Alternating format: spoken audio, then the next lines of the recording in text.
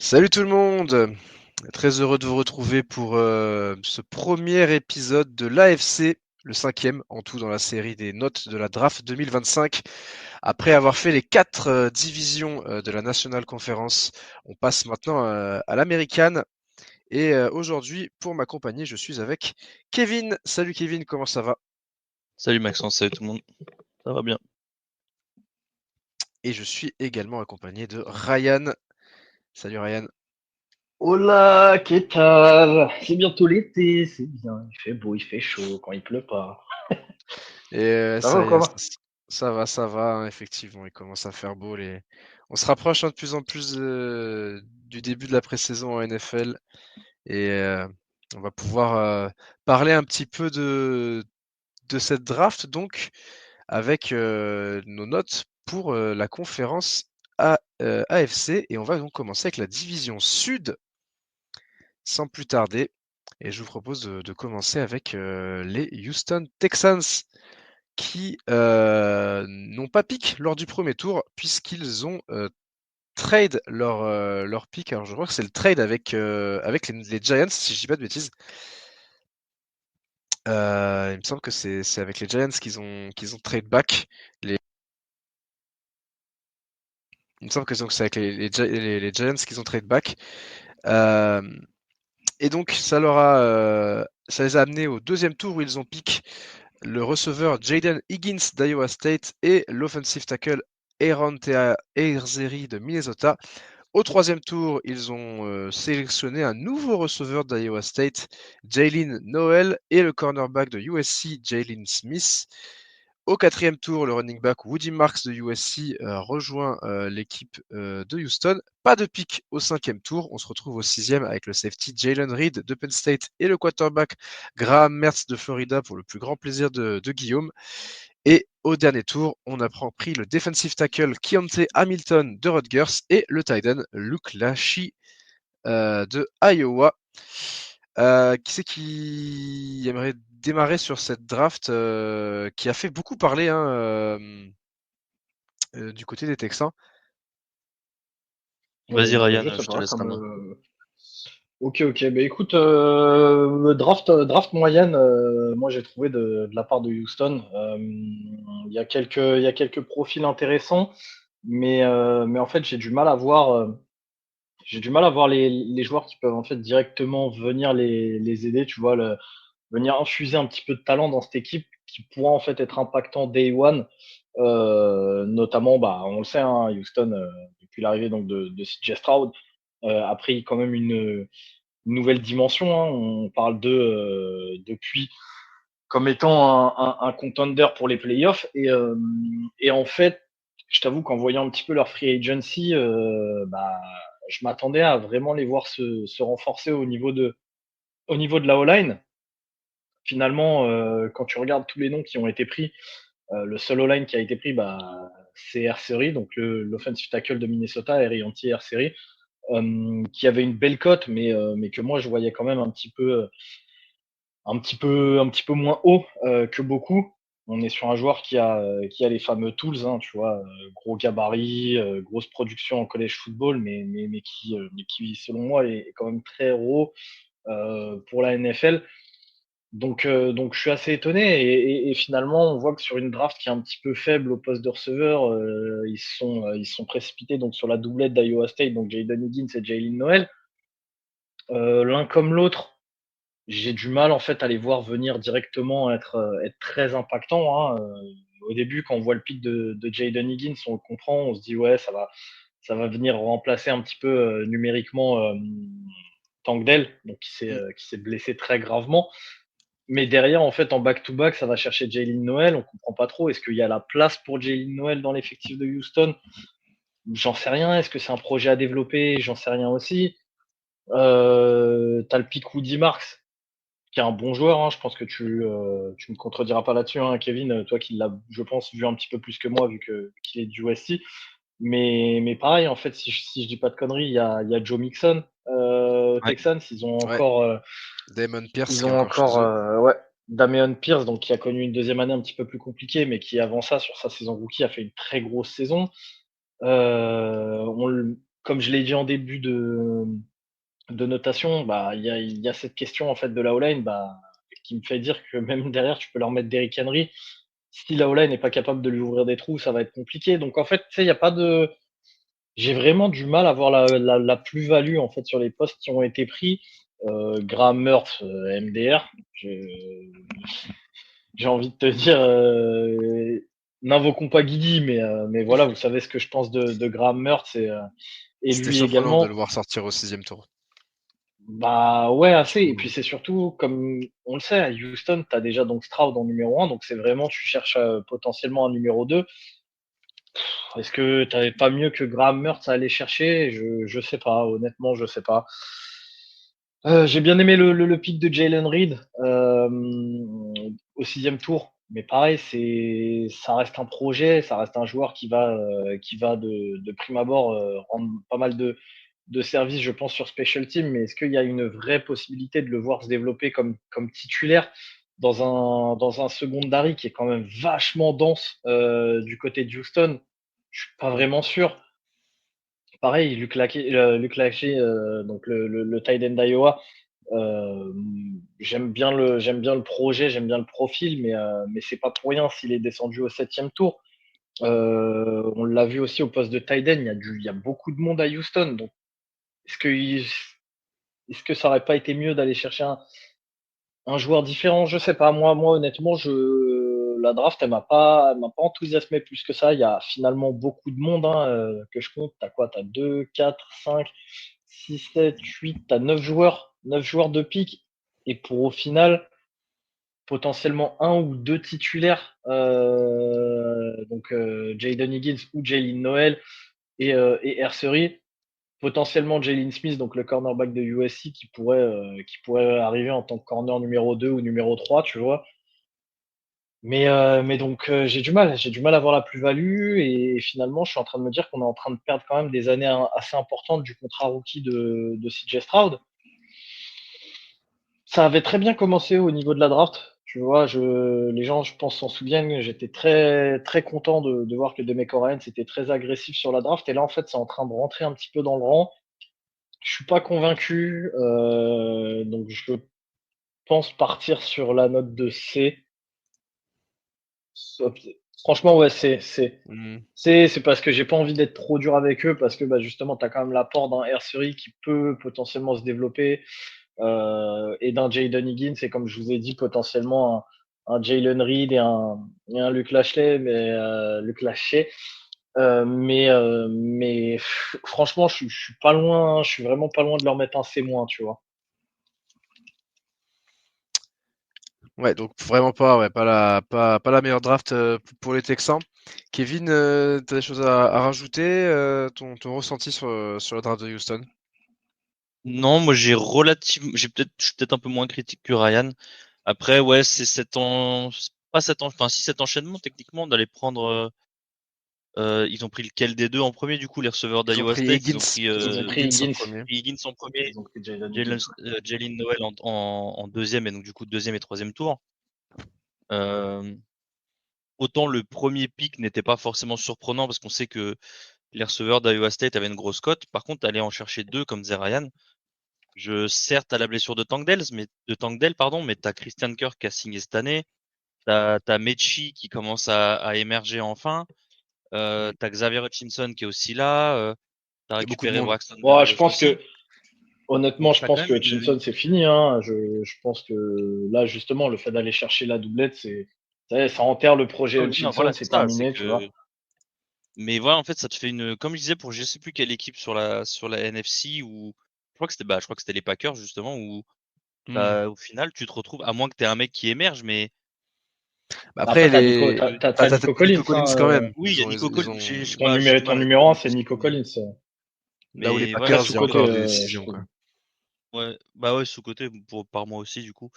Mais ouais, je sais pas, je trouve ah, ça faisait un peu doublon et comme tu le disais, moi c'était surtout la O-line, c'était vraiment sur la O-line Mmh. que j'attendais du renfort après la free agency et surtout quand on a connu les difficultés de Stroud au niveau de la passe pro. Donc là, je pense qu'en vrai, tu prends un receveur d'Iowa State en moins pour aller prendre un O-line, ça aurait pas été de mauvaise affaire. Donc c'est un peu dommage, c'est ce qui fait qu'il n'y a pas forcément une top note. Graham Mertz, ouais, pareil aussi, jamais vraiment été enthousiasmé par lui qu'en college football. C'est vraiment le seul point positif, c'est que je suis content pour Guigui que son gars ait été drafté. C'est sur une équipe dont je me fous un peu, Houston, tu vois, avec tout le respect. Mhm. Mais donc c'est pour ça, tu vois, ça change pas grand-chose. Après, ouais, Woody Mark, c'est une bonne. Ça reste un 4e tour. C'est un bon running back qui est assez complet. C'est une running back room qui est pareil, qui est assez lourde aussi, en sachant que t'as Damian Pierce, mais qui a eu quelques blessures, si je dis pas de bêtises. T'as Joe Mixon qui en a quelques-unes aussi. On sait que c'est un poste qui est très demandeur. Donc il y a qui? Il y a Dare Ogunbowale aussi qui a été signé. Donc moi je trouve pas ça forcément déconnant d'avoir pris Marks. Encore une fois, on l'a dit beaucoup, hein, c'était une draft à running back, donc ils ont pris leur au 4e tour. Je trouve pas ça déconnant. Et après le pick Jalen Reed de Penn State, moi j'aime bien aussi. Donc voilà, j'ai mis B du coup. Ok. Bah écoutez, moi je suis entre vous deux. J'ai mis une note de B-, c'est-à-dire que je suis un peu moins haut que Kevin sur cette draft, mais plus haut que Ryan. Ça me dé... c'est en fait, globalement ce que tu as dit, je vais pas répéter. J'aurais bien aimé voir un pick en O-line au 3e tour à la place de Jalen Noel. Quand tu as déjà pris Jaden Higgins, ils l'ont pas fait, c'est pour ça que je passe en B-. Une draft dans laquelle les Texans ont énormément trade aussi. Je les ai sous les yeux. Ils ont énormément échangé leurs picks. Alors ça date aussi de trades antérieurs. Et donc à voir après les compensations qu'ils auront. J'ai pas la liste de toutes les compensations qu'ils auront peut-être sur les années prochaines. Euh, mais ça compte aussi. Ouais, c'est moyen. Il y a des bons picks que j'aime bien. J'aime bien leur 2e tour. Et Woody Marks aussi, ça va au 4e tour, même si leur running back room, il y a des joueurs, Damian Pierce, c'est quand même en perte de vitesse depuis 2 ans maintenant. Donc on n'est jamais contre de remettre un peu de sang neuf dans ta running back room. Et Bien après, sûr, et puis surtout sur une cuvée comme celle-ci, tu vois. c'est ça. Et puis le pic Luc Lachey en fin de 7e tour, tight end qui était très en vue en college football il y a de ça 2-3 saisons, beaucoup de gens le mettaient très très haut. Il a pas arrêté de baisser. Maintenant, en fin de draft comme ça, je pense que c'est un pari à prendre. En plus, tes tight end Ça reste un dans tight ta end room d'Iowa, sont quoi. ouais, puis tes tight end, les autres tight end, Dalton Schultz, ça commence à avoir du kilométrage, donc il y a des Over qui revient de blessure. ouais, donc c'est un pari que j'aime bien. Donc, mais voilà, il y a quelques paris que j'aime bien, mais il y a aussi des pics que je comprends moins. Donc c'est pour ça que je suis descendu à B-, parce que je trouve qu'il aurait fallu beaucoup plus drafter sur cette ligne offensive, surtout après le trade de Landry Tunsil en mars dernier, où je pensais qu'ils allaient beaucoup plus du coup charger sur des jeunes O-line pour entourer CJ Stroud, mais bon, ils sont pas partis là-dessus. Donc voilà pourquoi je pars sur B-. On Et est du d'accord. Du coup, coup, donc Kev, comme pour Rob faire n'est pas la. avec nous, clairement. C'est ça. Ouais, ouais, excuse-moi, ouais. Du coup, comme Rob n'est pas avec nous, Rob, lui, avait mis un C+. Mhm. Et Geoffrey aussi, donc du coup, qui, comme pour les épisodes NFC, qui n'est pas avec nous vocalement, mais qui a participé à la notation. Geoffrey a mis la même note que Ryan, il a mis un C, ce qui nous donne J'en ai une discuté un moyenne. peu parce que Ouais, j'avais vu Geoffrey à Toulouse en marge d'un match des Ours. On avait parlé un peu des notes et tout, et il m'avait surtout parlé de ça les Texans. Il avait pas trop aimé, il avait mis C notamment parce qu'il comprenait vraiment pas le double pick ouais, ouais. Higgins Noel, et je sais que ça il l'avait bien remis sur l'explication de cette note en C. Mm. Ça nous fait un petit C+ de moyenne pour Houston. C+ étant, si je dis pas de bêtises, la plus Ah, mauvaise note qu'on il avait me donnée sur semble, les ouais, NFC. c'est ça. Entre Ouais, les ça, il me Saints semble et les que c'est une Packers, je des crois pires que notes, c'était ouais. ça qui était les. Ouais. Ouais, c'est ça exactement. Sachant que les Packers on est assez moins. Ah oui, non, non. Il y avait deux C+, je crois, côté NFC Et qu'on c'est avait vu. plus, ouais, il y avait les Niners et les Saints. Les Et Niners aussi. Washington. Ah, les Saints, on avait eu plus que ça, Washington? Et Oui, oui, Washington, vous avez plus que ça. Vous aviez B-. Washington, on a mis B-. On est border C+, Ouais, quoi. on y est pas loin. Mais C+, si tu considères que toutes les autres franchises de la division étaient en A-, quoi. Oui, c'est Ouais, c'est ça, ça, c'est exactement. ça. Relativement, ça vaut un C+. Allez, on Exactement. enchaîne On est bien d'accord. dans l'AFC South avec les Colts d'Indianapolis qui ont commencé la draft avec un des picks peut-être les plus évidents, on va dire, en tout cas un des picks, tout le monde le voyait venir à des kilomètres. Le tight end Tyler Warren de Penn State qui atterrit donc dans l'Indiana. Au second tour, on a pris l'edge JT Toimolao de Ohio State. Troisième tour, le cornerback Justin Whaley de Minnesota. Au quatrième tour, l'offensive tackle Jalen Travis d'Iowa State. Au cinquième tour, le running back de Kansas State, DJ Giddens. Au sixième tour, on est parti sur le quarterback finaliste du championnat national, Riley Leonard de Notre-Dame, et le defensive tackle Tim Smith d'Alabama. Et on termine au septième tour avec le safety Hunter Waller de Wisconsin.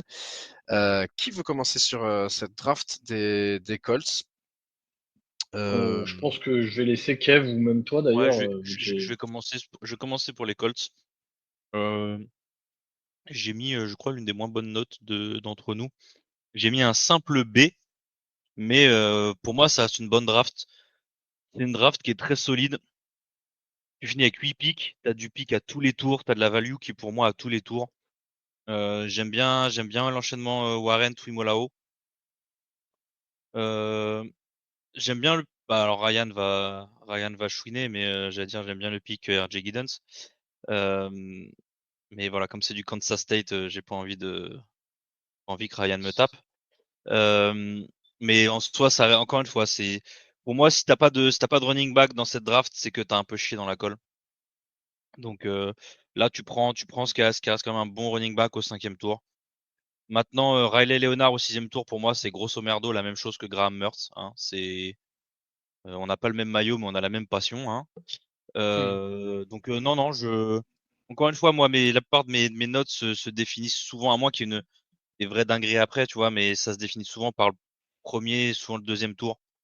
J'aime bien ce qui a été fait. Comme tu disais, Tyler Warren, c'est un peu une évidence chez eux. Parce que ça fait des Ouais, années surtout que avec Loveland qui part juste avant c'est ça. En Bears. fait, tu savais qu'ils allaient prendre le mec available entre les deux et surtout que ça fait des années qu'ils se traînent Mo Alie-Cox en starting tight end. T'as pas d'upgrade depuis un bout de temps. Fallait vraiment que ça vienne. Là, t'as Warren qui est dispo, tu sautes sur l'occasion, t'es content qu'on te l'ait laissé.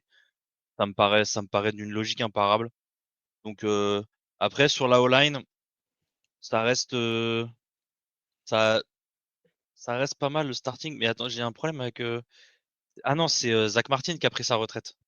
Oui, Ouais, Ouais, ok, du putain. côté des Cowboys. Ouais, je sais pas pourquoi je voyais un garde de Notre-Dame. Je pensais que c'était Quentin Nelson, ça m'a fait peur. Non, d'accord, c'est Martin. Non, Non, donc là, Nelson y repart. la O-line est pas mal, mais pour moi, ça aurait peut-être mérité un petit upgrade. Donc même s'ils ont 2 starters qui ont été draftés l'année dernière, hein, Après, Content de Lee mémoire, il y a Gonzalez. eu Et beaucoup de gros line qui étaient partis à ce moment-là aussi déjà, oui, notamment au premier alors je tour. parlais pas forcément du premier tour, hein, Ouais. mais voilà, tu vois, tu peux aller chercher ensuite. Là, t'as qu'un seul pick sur la ligne. C'est Jalen Travis au 4e tour, le tackle.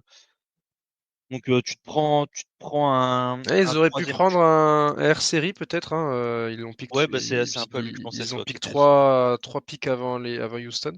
C'est ça, je pensais qu'Arthur était dispo. Donc là, tu vois, tu te piques un Riley Leonard en sachant que ta QB room, c'est Anthony Richardson et Daniel Jones.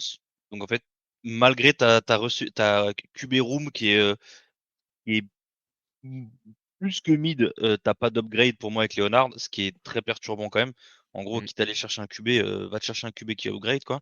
Ou alors, c'est-à-dire que t'as encore confiance en Anthony Richardson, mais pas sûr que ça dure longtemps. Donc là, t'as un trio qui est intéressant en running back. T'as Jonathan Taylor, Khalil Herbert et DJ Giddens. T'as 3 styles un peu différents, donc c'est cool aussi. Donc j'aime relativement bien cette draft quand même. Mine de rien, ça reste quand même, je trouve, assez solide. Donc j'ai mis B. Ouais, bah écoute, je te suis. J'ai mis un B également. Ils avaient des needs en edge et en tight end. Ils y ont répondu sur les deux premiers tours avec des picks qui ont une bonne value à ce moment-là de la draft. C'est sûr que ça manque peut-être d'un peu plus de line aussi, mais ils ont déjà une line qui est quand même bien stackée. Les picks qu'ils auraient pris en plus, ça aurait été surtout pour préparer la suite. Riley Leonard, j'ai du mal parce que vraiment la transition dans le jeu NFL, on a vu Riley Leonard cette saison à Notre-Dame, c'était pas un très gros passeur. Il a beaucoup gagné grâce à ses jambes. Donc la transition sur un site de jeu NFL, j'ai du mal à le voir, même en tant que backup. C'était un bon QB de college football, mais je pense pas que ce sera un QB qui marchera en NFL. Donc le reste de la QB room des Colts, c'est pas forcément amélioré avec ce pic-là. Anthony Richardson, c'est peut-être la dernière année où on lui laisse sa chance. Ouais, donc une draft qui est moyenne. C'est une bonne draft, mais on est vraiment voilà, pas plus, quoi. La plupart des picks ont une bonne value au moment où ils ont été pris. J'aime bien DJ Giddens au 5e tour. Ça renforce bien leur running back room. Et Hunter Waller au 7e tour en tant que safety. Hunter Waller, qui, si j'ai pas de bêtises, Ryan, est un safety qui peut aussi jouer linebacker par moment. Enfin, il est un peu hybride, non? Ah, il est costaud. Il est costaud, et il apporte vraiment sur le run Donc stop. Et c'était un need aussi chez les Colts. Ils y ont répondu en toute fin de draft, mais avec un pick qui a peut-être une meilleure value que ce 7e tour. Donc c'est pour ça que je suis sur un B. J'aurais pu être sur un B-, mais au final, je rejoins Kevin. C'est une bonne draft. C'est solide, mais sans plus. Donc B, ouais, B. moi, de mon côté, j'ai oscillé entre le A- et le A. Et en fait, je pense que je vais rester sur le A. Ah ouais? Vous l'avez dit tous les deux, t'as pas mal de pics. T'as de la value sur tous les pics. En fait, ce qui me dérangeait un petit peu, c'est de me dire que il n'y a pas eu ce pic un petit peu star, tu vois, qui aurait pu mettre un petit peu de hype sur les Colts, mais en même temps, quand il réfléchit bien, c'était pas du tout la draft pour. Et en fait, je trouve qu'avec ce qu'ils avaient, avec les assets qu'ils possédaient, c'était fort de réussir à avoir de la value à tous les tours et de te dire qu'en fait, justement, tu as renforcé quasiment toutes les positions sur lesquelles tu as piqué. Tyler Warren, bah, je vais pas paraphraser Kevin, hein, tu es avec moi à Mm. Cox, donc que tu Ouais, c'est une récupères upgrade. Loveland ou Tyler Warren, même si je suis pas le plus grand fan de Tyler Warren, Ouais, après, si tu réussis à lui mettre la, il a un profil qui va être un peu plus dur à mettre en place peut-être que Loveland en tant que tight end. bah, un petit peu moins traditionnel, mais une fois que tu Ouais. réussis à lui mettre la balle dans les mains, il a quand même montré qu'il pouvait être dangereux. Donc ça rajoute une arme dans cette offense des Colts qui, année après année, commence à avoir une sacrée gueule. Et justement, ça c'est toi Max qui le disait, c'est probablement la dernière année de Anthony Richardson. Bah, en Ouais. tout cas là, il aura plus d'excuses. Et justement, on en a parlé un petit peu, on l'a évoqué à de multiples reprises. La saison prochaine, ça risque d'être une draft un petit peu plus intéressante au poste de QB. Donc les équipes qui vont avoir besoin de QB, je pense il y a quelques profils à aller chercher. Donc Anthony Richardson, il va devoir montrer des choses cette année de manière sûre, même s'il reste jeune, même s'il a des qualités athlétiques. 3e saison hein, Parce pour que, Richardson. ouais, troisième saison. Mais comme on le dit, en fait, l'offense, elle est sexy. En fait, tu commences à plus avoir trop d'excuses. JT Tuimolao, j'aime beaucoup dans le sens où même si je l'avais un petit peu plus bas, je trouve que c'est hyper complémentaire avec l'Ayatou Latou qu'ils ont récupéré l'année dernière, qui lui est vraiment plus un pass rusher. Tuimolao, il est un peu plus costaud, il est un peu plus fort sur le run stop, donc ça ferait une jolie paire de edge. Donc là aussi, tu as de la value. Justin Wallet de Minnesota, c'est un joueur que je trouve moi vraiment sous-coté, qui a un vrai potentiel avec un petit peu de développement. Tu vois, en NFL, ça m'étonnerait pas que d'ici 2 ans, en fait, Wallet il soit dans la rotation. Peut-être pas corner numéro 1, hein. Je pense qu'il sera plafonné en numéro 2 au maximum. Mais tu peux lui voir un développement en tant que titulaire et pas seulement en tant que joueur de rotation. Donc là aussi, tu améliores également ta room de cornerback. Jalen Trevis, on est sur une value qui est excellente à mon sens. Début de troisième tour pour un joueur projet comme lui. Il a montré de très très belles choses et en fait, s'il se développe, bah, pareil, tu as potentiellement un offensive tackle titulaire sous 1 à 2 ans. DJ Giddens, forcément Kansas State, donc je vais pas dire du bien de l'équipe, mais ça reste un joueur solide et on l'a dit, prendre un running back dans cette QV, c'est pas forcément une mauvaise chose du tout. Donc pareil, tu viens ajouter encore un petit peu de talent à ta room de running back et tu prévois aussi si blessure de JT, de Jonathan Taylor qui commence à prendre un petit peu d'âge, hein, il reste aussi fort chaque année pour le moment, mais à tout moment, bah, t'es pas à l'abri d'un petit déclin de performance ou alors d'une grosse blessure. Donc, Donc tu viens t'ajouter un DJ Giddens là-dedans. Le 6e tour, effectivement, tu peux te poser un petit peu des questions vis-à-vis de Riley Leonard, mais comme on l'a dit, tu as des interrogations dans ta QB room. Tu ajoutes un QB, on l'a dit, Leonard, ça devait être un des gars qui leur plaisait le plus. Est-ce que ça va être possible de transposer son jeu en NFL comme Max et comme toi, Kev? J'ai des doutes. Maintenant, on peut aussi se dire qu'ils l'ont pris pour être un QB de team service également, pour préparer leur défense face à des QB qui courent. Si tu ne te vois pas de mettre Anthony Richardson en face, tu vois. Tim Smith, bah voilà, c'est du defensive tackle de sec, Alabama. Ça fait pas beaucoup de bruit, mais il sera capable d'être là dans ta rotation et d'apporter immédiatement en fait. Donc c'est jamais un mauvais choix. Et là encore, dans une cuvée de defensive tackle de très très bonne qualité, je vais attendre de voir, mais c'est possible que ce soit un des noms qu'on voit d'ici 4-5 ans en se disant ah bah tiens ouais finalement il est encore là et que le mec prenne du temps de jeu, tu vois. Et enfin, Max, bah, tu as parlé de Hunter Waller. Pour moi, c'est un petit style, je pense, à ce niveau-là. Petit style parce que je le voyais pas au-dessus du 3e jour, hein, mais une équipe qui serait tombée amoureuse aurait très bien pu le prendre, tu vois, au 5e ou au 6e.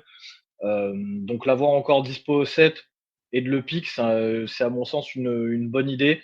Tu vas pouvoir le développer. À toi de voir si tu veux le développer comme backer, comme strong safety, tu vois. Mais en tout cas, sur son développement, Day One, il va être capable de t'apporter déjà sur Special Team. Donc pareil, c'est quelque chose que les gens qui regardent un petit peu la NFL, tu vois, de loin, pensent pas toujours, mais les Special Teams, ça reste une donnée extrêmement importante dans le football. Donc avoir un Hunter Waller Salut les sur Packers. ta Special Team, avoir un Hunter Waller en Special Team, c'est pas une mauvaise idée, je pense. Et donc au final, quand je regarde la draft dans son ensemble, bah ouais, je suis entre A- et A. Euh, Allez, je pense Donc tu pars sur A. que ouais, je pense que je vais partir sur A. Je vais partir sur A. Après, en fait, c'est vraiment ce. Je me dis moi à leur place, je serais peut-être pas allé sur un DJ Giddens et ouais, avec le 6e tour, j'aurais peut-être pas été sur ces gars-là. Donc en fait, ouais, vraiment le A-, il. Hmm. Allez, non, vas-y, fuck, on va leur mettre un A. Et je vous dis, je pense que la saison prochaine, si Anthony Richardson n'arrive pas à répondre aux attentes, ça m'étonnerait pas qu'il y ait un massif trade-up ou un truc comme ça des Colts, parce que c'est Val qui le dit souvent, qu'ils sont à un bon QB de devenir vraiment une équipe contender playoff. Bah, c'est clairement le cas. Et je pense qu'il y a moyen que l'année prochaine, il lâche beaucoup d'assets, mais pour aller récupérer un gros playmaker au poste de quarterback, et ça pourrait faire une vraie différence. Ouais, parce ils sont vraiment loaded sur beaucoup Ouais, de positions. franchement, ouais, c'est vraiment très sympa l'école. Et donc voilà, pour moi, avec Colts les assets qu'ils avaient, ils font une très bonne draft. qui ont perdu leur propriétaire, hein, Jim Mersey, qui est décédé au moment où on enregistre cet épisode, la nuit dernière. Voilà pour Et du coup, le... Kevin, qui va nous faire sa moyenne des notes. Ouais, bah c'est pour ça qu'en fait ton hésitation, Ryan, avec tout le respect, ne changeait pas grand-chose. Parce que A ou A-, on avait la même note finale de B+, puisque Rob a mis un A-, et que Geoffrey a mis un B+. Donc sur l'aggregate, on est sur un B+ pour l'Indianapolis Colts. On enchaîne avec une équipe qui a beaucoup fait parler le premier soir de la draft, les Jacksonville Jaguars, qui avaient le pick numéro 5 et qui ont trade up avec les Browns pour sélectionner Travis Hunter en 2e position de la draft, le receveur slash cornerback de Colorado qui part donc pour Jacksonville. Pas de pick du coup dans le second tour, puisqu'il faisait partie du package avec les Browns. On a 2 picks ensuite au 3e tour avec Caleb Ranshaw, Ranshaw de cornerback de Tulane, et Wyatt Milum, l'offensive guard de West Virginia. Au 4e tour, on a pris Bryce Hall Tutton, le running back de Virginia Tech, et Jack Kaiser, le linebacker de Notre-Dame. Il y a eu des trades encore fin de 4e, dans le 5e, début 6e. On arrive du coup avec 2 picks au 6e tour, Jalen McLeod, le linebacker d'Auburn, et le safety de Navy, Ryan Lane de Third. Et au 7e tour, on prend le centre Jonah Monheim de USC et le running back LeQuint Allen de Syracuse. Je vais commencer sur cette draft des Jaguars. J'ai donné une note de B sur cette note-là, sur cette draft-là. Il y avait des needs du côté des Jaguars au poste de receveur, au poste de cornerback. Ils y ont plus ou moins répondu sur leurs 2 premiers picks en sélectionnant Travis Hunter au premier tour pardon, et Caleb Ransau au 3e. Ce qui me dérange un peu dans cette draft, c'est tout le package envoyé pour monter de 3 places et sélectionner un joueur qui, certes, Travis Hunter est exceptionnel, c'est un athlète incroyable, mais est-ce qu'il a le potentiel de devenir receveur numéro 1 day one de ton équipe? Je suis pas sûr. Et est-ce qu'il a le potentiel de devenir cornerback day one dans ton équipe aussi? Je suis pas sûr. Et en plus, il veut jouer double plateau. Donc, donner autant pour un joueur que tu vas faire split un petit peu dans ta formation, dans ton entraînement, et etc., etc. Je trouve que c'est beaucoup trop donné. C'est pour ça que j'arrive pas à monter plus haut que B dans cette draft. Parce qu'après, le reste des picks, bah, j'aime bien en fait. La plupart des autres picks, ils répondent à leur need. La plupart des picks ont une bonne value. C'est pour ça qu'honnêtement, c'est une draft où j'aurais pu monter, jusque B+, voire A-, mais ce pic de Travis Hunter en 2 avec tout le package donné, pour monter de 3 places, puisqu'ils donnent leur, 1er tour, leur second tour, ils ont aussi donné leur 5e et leur pic de 1er tour de l'année prochaine. Bah, pour moi, ça fait que je descends à B et voilà et puis j'ai hâte d'écouter un peu ce que vous allez nous dire, sur la draft de Jacksonville, qui a fait débat aussi celle-là, clairement. Vas-y, Ryan, Ouais, bah dis-moi tout. Vas-y. clairement, de toute façon, ça se ressent un petit peu dans nos notes, hein, mais, mais voilà, on est un peu sur un, comment dire, Dr Jekyll et Mr Hyde, tu vois, on a Dr Jacksonville et Mr Jaguar, c'est-à-dire qu'on a du très bon et du très chiasseux. Moi, vous le savez, je suis vraiment pas dans le train Travis Hunter pour de multiples raisons, hein, malgré le fait que ce soit un gamin que j'apprécie et que pour moi il y a vraiment du potentiel avec lui, mais je suis vraiment pas dans le wagon. Donc tu l'as dit, Max, la compensation, moi je la trouve énorme. Elle est énorme. J'espère pour Jacksonville qu'ils seront capables d'en tirer le maximum, mais j'ai vraiment des interrogations là-dessus. Et Kevin le dit souvent, les notations de draft, elles sont aussi conditionnées avec c'est justement le premier et deuxième jour, et en particulier premier et deuxième tour. Bah là, forcément, on a Travis Hunter et puis pas de deuxième tour. Donc un joueur sur lequel j'ai une interrogation et pas de deuxième. Donc déjà, ça conditionne un petit peu ma note. Mais donc, on a du bon et du moins bon. Pour moi, le Travis Hunter, c'est du moins bon. On a d'autres choses un petit peu moins bonnes, comme la fin de draft et plus précisément le 6e tour que je valide pas du tout. Mais comme je vous ai dit, il y a du bon aussi. Il y a du Caleb Ransau, donc il va falloir voir ce qui va être fait avec lui parce qu'il peut jouer cornerback, mais aussi safety, il me semble. Donc c'est pas sûr qu'il soit développé au poste de cornerback. On a Wyatt Milum, qui était un de mes prospects préférés au poste de O-line, euh, qui a chuté énormément. Donc c'était assez inespéré de le récupérer au 3e tour, mais maintenant il va falloir voir ce qui va être fait avec lui. Est-ce qu'il va jouer guard? Est-ce qu'il va jouer tackle? Le 4e tour, pour moi, c'est une masterclass, hein. Bayshul Tutton et Jack Kaiser, à ce moment-là, les values sont terrifiantes, genre vraiment terrifiantes dans le bon sens du terme. C'est probablement le tour que je préfère des Jaguars. Et ensuite, on a le 7e, donc avec Jonah Monheim, qui était clairement pas parmi mes prospects préférés au poste de O-line, parce que pour l'avoir vu pas mal avec USC, c'était peut-être pas le pire des O-line, mais c'était pas non plus l'assurance tout risque, hein. C'est d'ailleurs pour ça qu'il chute jusqu'au 7e. Maintenant, voilà, c'est un joueur très puissant qui vient sur une position où en fait il a clairement l'opportunité de choper une place de titulaire, donc à lui de bosser pour.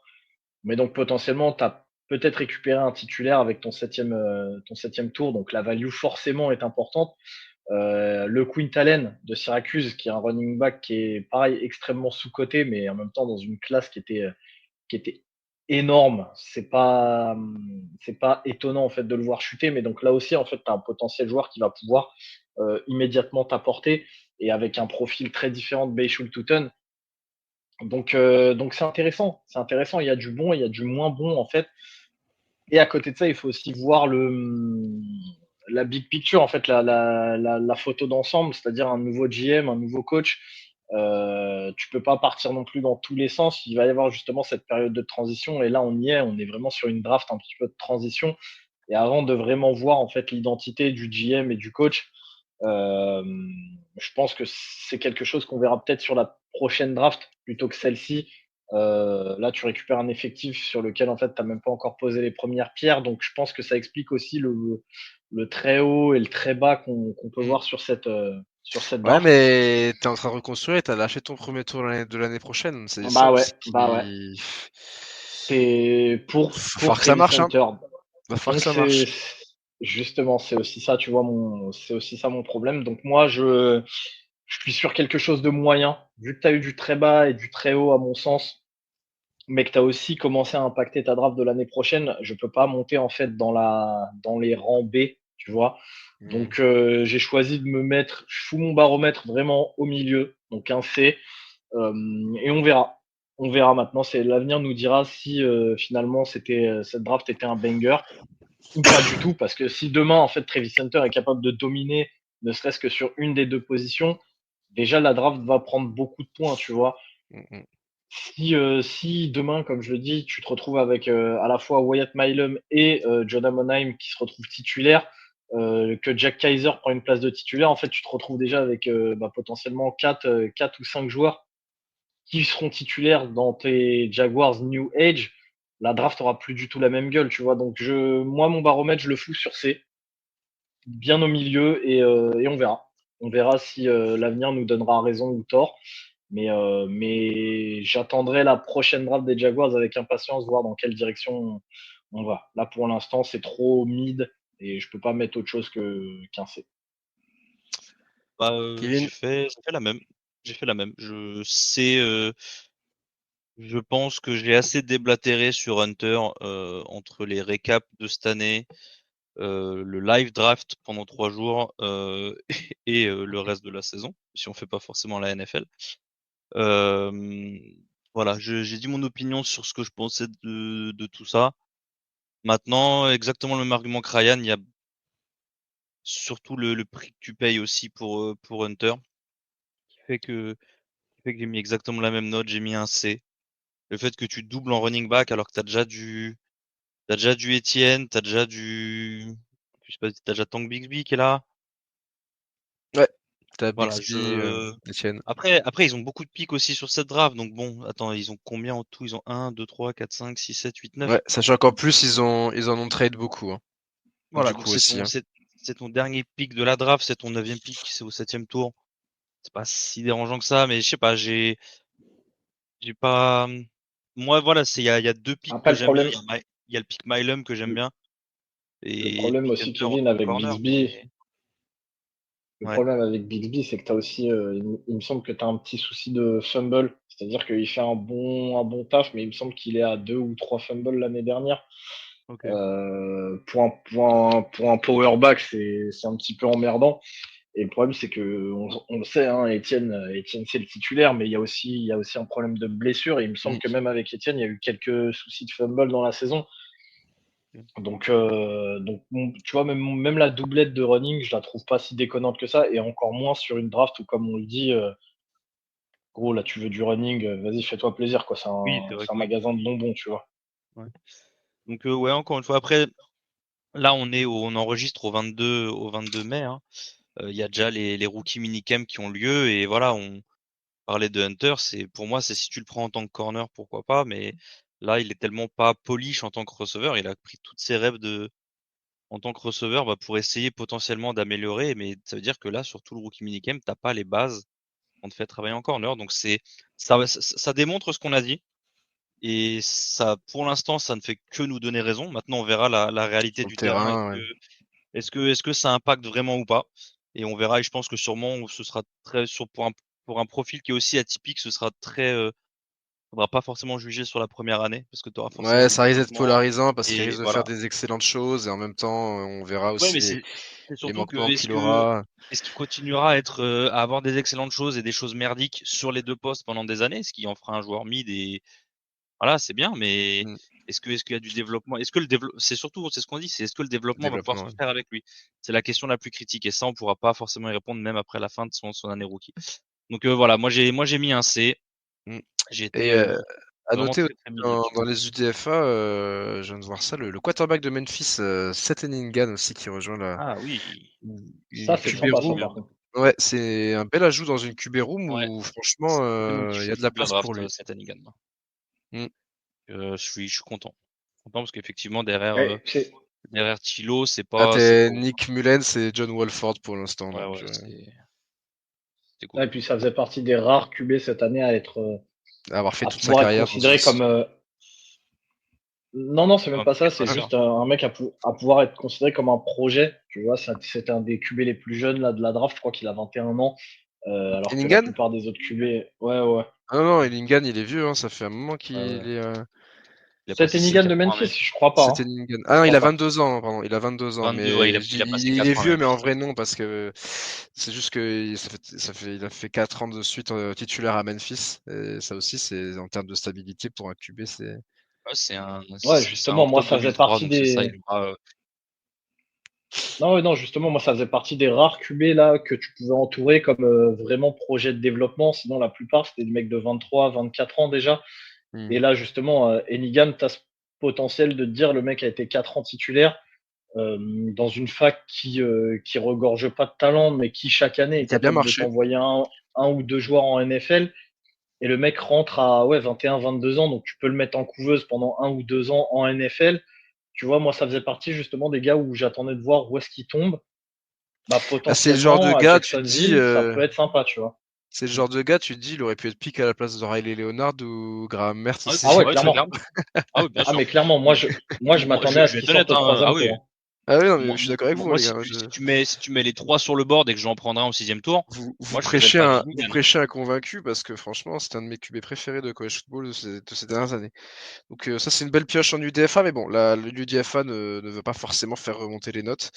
Et Kevin, tu peux dire les notes du coup que Rob Ouais, et Geoffrey ont on donné? a parce qu'on a donc Rob qui a donné la plus mauvaise note d'entre nous 5 puisqu'il a mis un C-, et Geoff qui a mis au milieu, qui a mis un B-, ce qui nous donne une note cumulée quand même de C+. Donc la même que les Texans, c'est un mid, un bof tout juste plus pour les Jacksonville Jaguars. Mmh. On va terminer avec les Titans. Les Titans qui avaient le premier pick de la draft et qui l'ont utilisé pour sélectionner le quarterback Cameron Ward de Miami. On enchaîne au deuxième tour avec l'edge Oluwafemi Oladero de UCLA. On part ensuite au troisième tour avec le safety Kevin Winston Jr. de Penn State. 3 picks au quatrième tour. Le receveur Chimerdic de Florida, le tight end Gunnar Helm de Texas et le receveur de Stanford, Elik Ayomanor. Au cinquième tour, on part sur le guard Jackson Slater de Sacramento State. Et au sixième tour, on part sur 2 picks avec le cornerback Marcus Harris de Californie et le running back Kalel Mullings de Michigan. Et pas de pick au septième tour puisqu'on a fait des trades avec les Patriots et les Cowboys. Donc voilà pour cette draft des Titans. Euh, qui veut terminer, donc On, enfin on va, commencer on, cette va, dernière on va équipe. commencer par Ryan parce que la note de Ryan déterminera à elle seule la note qu'on aura à la fin. Eh Donc ben allez, on Ryan, va à toi commencer par l'honneur. Ryan. Bah, écoute, moi, je pense leur mettre un B+, à Tennessee. C'est une draft sympa. Ouais, ouais, sympathique plus. T'as Cam Ward, qui était considéré par beaucoup comme le meilleur quarterback de cette draft. Donc, forcément, sans trop de surprise, tu vas te renforcer sur le poste de quarterback. Là encore, l'avenir nous dira si, en fait, cette draft de Tennessee se révèle être un petit peu mieux que ce qu'on l'a noté ou bien pire. Et Cam Ward va vraiment cristalliser, en fait, cette notation. Mais là, à l'instant T, en fait, c'est compliqué de se dire que c'est un mauvais choix. Je pense que on est tous d'accord là-dessus. Euh, Je suis un petit peu plus, comment dire, un petit peu moins hypé par le deuxième choix, donc Femi Oladipo de UCLA. Non pas parce que le joueur a pas de talent, mais plutôt parce que c'est un linebacker reconverti en edge. Donc il arrive en NFL en étant assez raw. Il a montré pas mal de jolies choses, mais il y a encore beaucoup de travail en fait avant d'en faire un vrai pass rusher capable de dominer en fait en NFL. Et là aussi, ça va avoir une importance pour le futur des Titans. En fait, s'il réussit à bien se développer, bah là, tu peux te dire que la draft peut être excellente. Maintenant, s'il se développe pas bien, il y aura toujours ce besoin de pass rusher à combler l'année prochaine, voire potentiellement dans 2 ans. Et après, tu peux vite tomber dans un espèce de marasme à la Atlanta Falcons qui cherchent leur pass rush depuis bientôt 10 piges.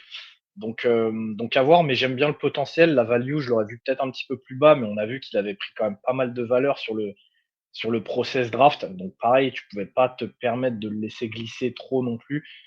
Euh, mais donc, tu es sur un premier tour, ok. Dans un deuxième tour, ok. Troisième tour, Kevin Winston, bah pareil, on est sur du ok.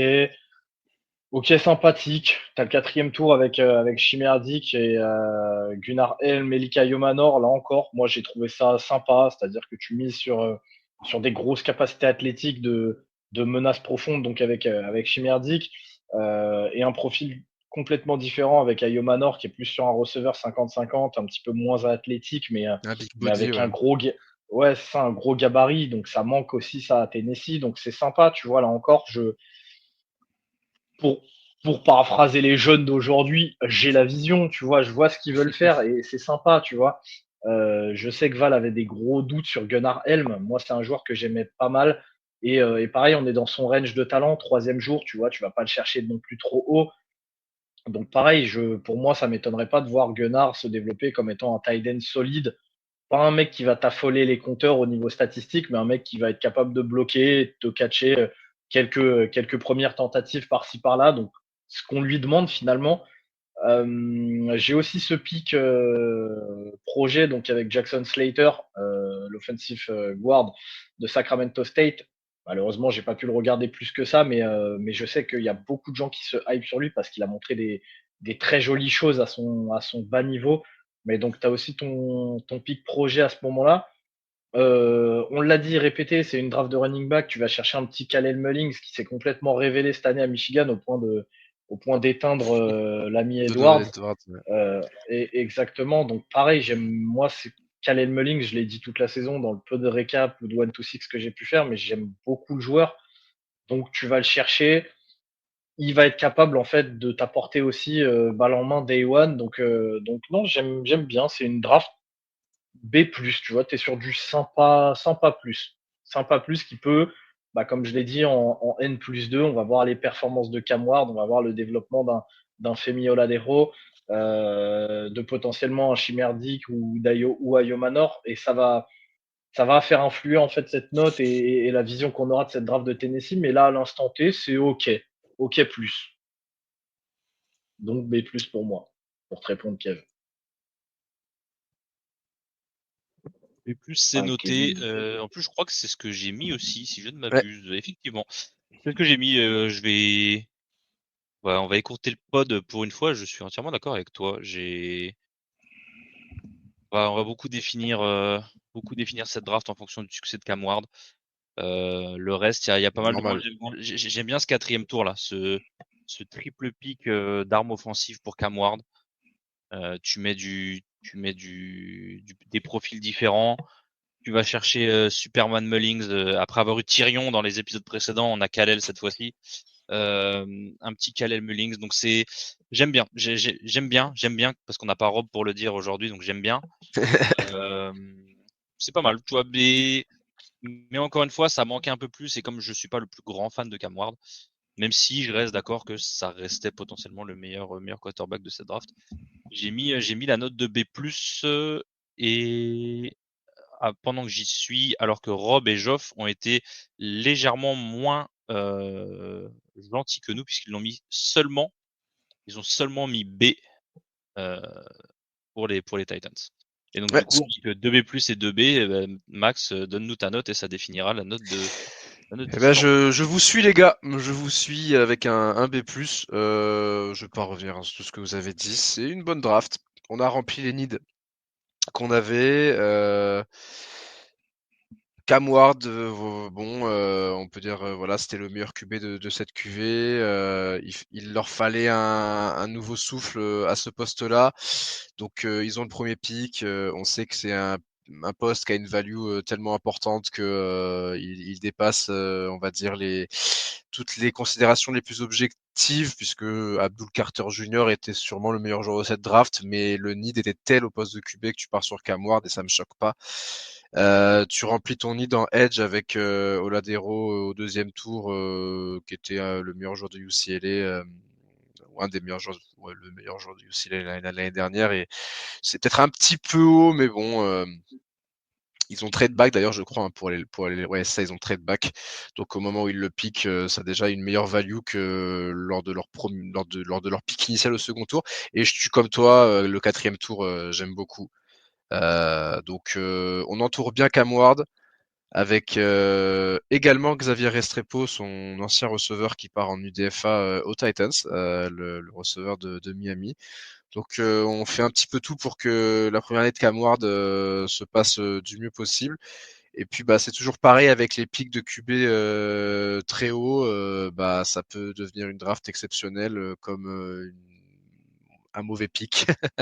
Mais bon, ça, seul l'avenir nous le dira. Mais en tout cas, je trouve que les Titans ont fait ce qu'il fallait pour cette année 1 de reconstruction, en tout cas de l'ère Cam Ward.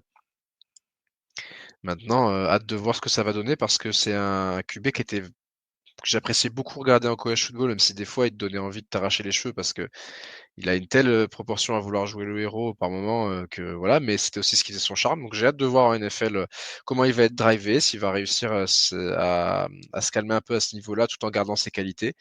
Donc non, franchement B+. Je monte pas à moins parce que elle est pas non plus exceptionnelle. Il n'y a pas vraiment de style ou quoi que ce soit. On est sur de la bonne draft, de la bonne draft. Voilà, si quelqu'un veut rajouter quelque chose. Non, c'est juste la dernière note de cette division sud de la AFC. Donc ça nous donne un nouveau B+, ce qui fait qu'on est relativement métrique, on va dire, puisqu'on a 2 C+, avec les Houston Texans et les Jacksonville Jaguars, et 2 B+, avec les Indianapolis Colts et les Tennessee Titans. Ouais, une division qui va encore être ouverte, hein, oui, depuis pas mal d'années, ouais. Ouais, mais voilà, pour cet épisode.